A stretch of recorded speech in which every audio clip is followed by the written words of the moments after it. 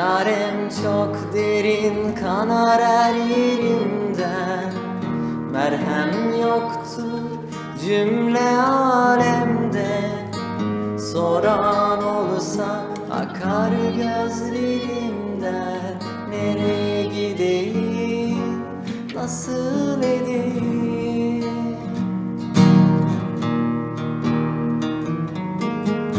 Benim senden tek bir dileğim var.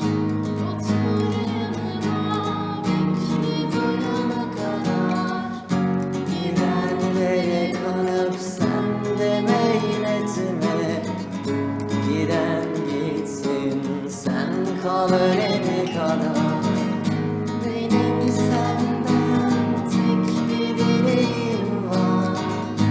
Otur yanıma, bekle doyana kadar. Gidenlere kalıp sen de meyletme. Giden gitsin, sen kal ölene kadar.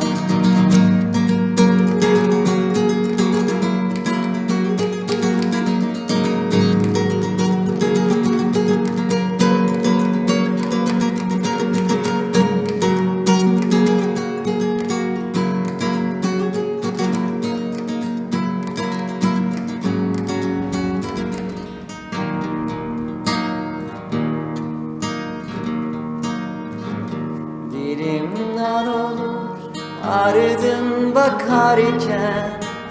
Zaman yok ki her ayrılık erken. Solar gönlüm nasıl çare bulsun. Diğer yarımı bulmuşum derken. Nereye gideyim, nasıl edeyim?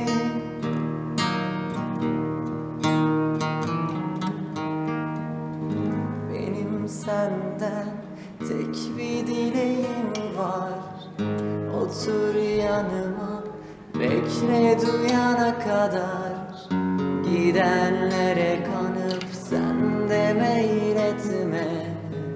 Giden gitsin, sen kal ölene kadar.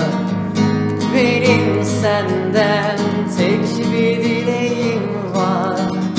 Otur yanıma, bekle duyana kadar. Gidenlere kanıp sen de meyletme. Giden gitsin, sen kal ölene kadar. Giden gitsin, sen kal ölene kadar.